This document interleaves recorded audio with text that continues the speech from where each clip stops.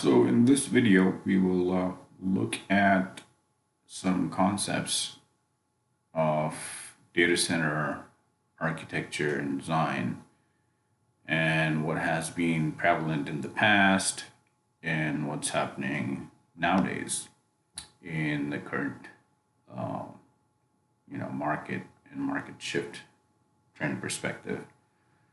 So some of the key concepts would require obviously that you understand what VLANs are and what an STP is, what VRRP is, and OSPF. I've put out videos on what VLANs and broadcast domain and OSPF and VRRP. I will also try to do a topology for STP, but just to go through basic concepts one more time, and the basic concepts are really what has driven this complex design to this design, and it's all about the basics. So quick recap: VLANs are the key concept here. VLANs are subnets, IP subnets. This is layer 2. MAC addresses. Subnets are layer 3. IP addresses. And when we talk about same VLAN, same subnet, then we're talking about broadcast. And that broadcast is primarily coming from ARP and other broadcast protocols like Windows machines and servers. And broadcast gets flooded. So if you understand, which I've covered in my videos previously, these 4 concepts: VLANs, subnets, broadcast, and a flood. What's a flood? So that would pretty much all you need to understand this design. So make sure that you understand and have a good understanding of these 4 concepts, and it'll help you understand this architecture. So coming to what's happening. VLANs are obviously flood domains, and then when you have access switches in the data center where your servers and computers are connected running applications in a given VLAN, you would obviously require more switches going because you're running out of ports. You put in more switches. And obviously, when you put in a VLAN 20 or a 10 on one given switch, you're going to have that VLAN 20 on a second switch and a third switch and a fourth switch. So it'll grow horizontally, and that brings up the question of when you go or grow horizontally, you need to have redundancy in data center, not in a campus network where your laptop is single homed. It's connected with a single wire or a single Wi-Fi connection. But in a data center, typically a server sitting on a VLAN is dual homed. At least 2 connections to 2 different switches for redundancy purposes. If this link or NIC, the network card, fails here, or the link cable goes bad, or somebody cuts the cable, or the switch goes bad, you have redundancy built into your design to keep the application available. Therefore, what happens is that when you have 2 links going to a layer 2 switch, you would obviously have multiple VLANs doing different applications, different servers, all of them going to. So you're going to have a trunk. Trunk is going to be trunking different VLANs to 2 different switches, and you don't want to trunk here. Why? Because you would create a loop, and for that loop avoidance you use a protocol called STP, and you don't want to run STP on your computers. Therefore, your trunk links are here. So your VLAN 20 and VLAN 10 goes all the way up like this and comes down. And so VLAN 10 can go talk to VLAN 10, VLAN 20 can go talk to VLAN 20. And if this link fails, you have a redundant link that's in dotted format, meaning it's blocked for right now, using the spanning tree protocol. And that is the purpose of STP, is to avoid loops, layer 2 loops. That's the purpose of STP. So in this diagram, you can see you have redundancy, this link and this link, but this link is not used and it's blocked by STP. So it will come up only when this guy or this link or this switch goes down. So STP is very, very critical when you have these trunks or your VLAN is going across multiple switches. You cannot live without STP, and it's still by default on every L2, L3 switch, even on routers when you turn on bridging. So that's STP, and you can see how STP is running on these switches. All of these switches, the more you add to grow horizontally, scale out, the bigger the STP will become, right? And the more CPU problems and more switch hogging and link failures will cause convergence issues and all that. So that's STP, and is the biggest cloud or biggest protocol that runs on all the L2 participating, layer 2 participating switches, and in this case, in this diagram, it's 4 of them. So VLAN 20 and 10 both will be having a spanning tree instances. Each VLAN will have its own spanning tree instance, and it would ensure that your loop is blocked and the broadcast or the flooding does not happen. All right, now let's go to VRRP, Virtual Router Redundancy Protocol. The purpose of this one is easier. It's simply a default gateway for the host or the applications to go to a different subnet. So if VLAN 10 wants to talk to VLAN 20, he is not going to go like this. He is going to go like this. So, and that's one of the drawbacks, because you have L2 switches for your access layer. Therefore, you have all the traffic that's going from one subnet to the other would need to go to its default gateway, which is sitting up here in aggregation. So this switch is the default gateway for VLAN 10, and this switch is the default gateway for VLAN 20.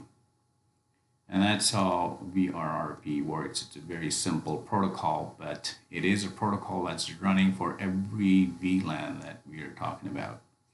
So in this case, 2 VRRP protocols instances will be working on this trunk link for the default gateway. So if this guy fails, the VLAN 10's default gateway would be would become this guy, and therefore instead of going to him, this link would come active, and he's going to go like this for northbound traffic. So that's STP, and that's VRRP. Now, OSPF obviously does all your subnet routings.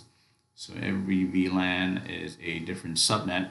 So in this case, we have two subnets, 10 and 20, and those are getting advertised here using OSPF, a dynamic routing protocol. And so this L3 switch is running OSPF, it's running VRRP, and it's running STP.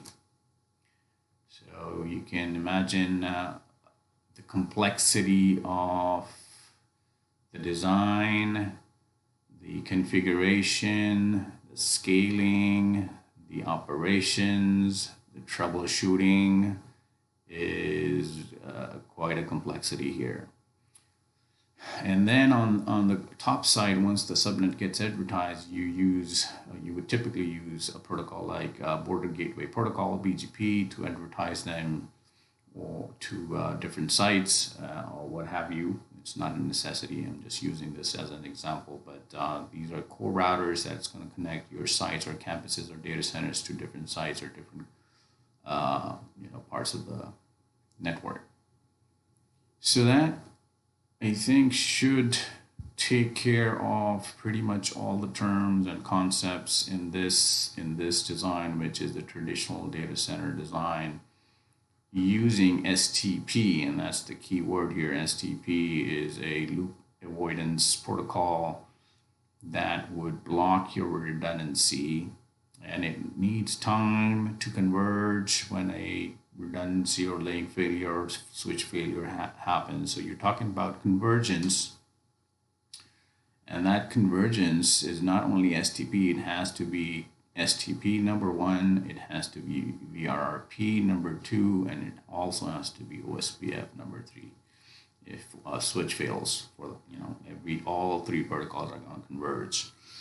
So that is a lot of protocols to work with, and obviously a lot of complex issues to put this together on a high level scales. Now look at this architecture. This architecture is much more simpler, as you can see. It's running only one protocol, and it has no STP, and it has no VRRP. Instead of VRRP, it's using Anycast.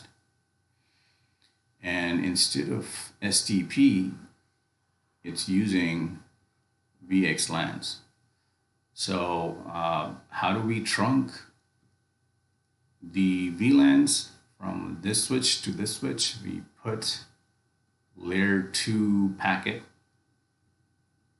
into an IP packet, essentially encapsulate or tunnel it.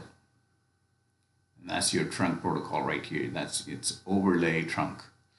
And that's called VXLAN. It's a standard. It's a great scalable protocol. It requires VTEPs. VTEPs are VPN tunnel endpoints. So most of the time, your access switches, which are in this case L3 switches compared to the L2 switches, would be the VTEP for the hosts for any VLAN that is hanging off this switch. So this guy would be the VTEP for 10 and 20. And he can encapsulate layer 2 packets coming from VLAN 10 and 20 and ship them wherever they want us to go. In this case, if in this example, VLAN 10 traffic would go like this, talk to a VLAN 10 computer. And if a VLAN 10 traffic wants to go talk to a different subnet, it's going to go like this and come back.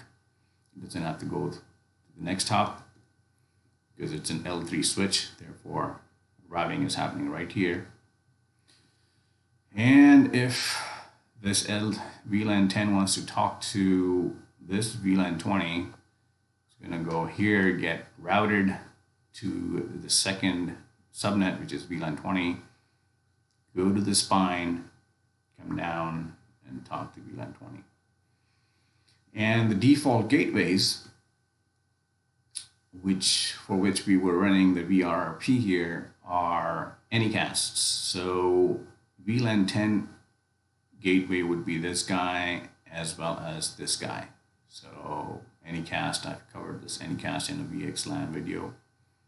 And therefore, if this switch fails, he would automatically go here, or he can load balance, and depending on the configuration. But Anycast is just a static interface, logical interface on every switch that has the VLAN, and that becomes the default gateway. It's a beautiful concept and scales very well. And so we got Anycast instead of VRP. We got VTEP for trunking, VXLAN and VTEP for trunking, which is overlay trunking in IP packet. That kind of tells you the simplicity of this architecture, this design, because it's only using one protocol that needs to converge, that needs to be configured, that needs to be monitored, that needs to be troubleshot. And there is no spanning tree, and there is no VRP, and there is no one uplink. There is multiple uplinks all the time. So you can use all the links for equal cost multipathing or load balancing, and you can put this in your lab using VIOS. VIOS supports VXLANs. And you can also use the Arista lab switch that I have a video on. And I've put a video out for the VXLANs as well. If you can learn VXLANs, this architecture is a piece of cake for you.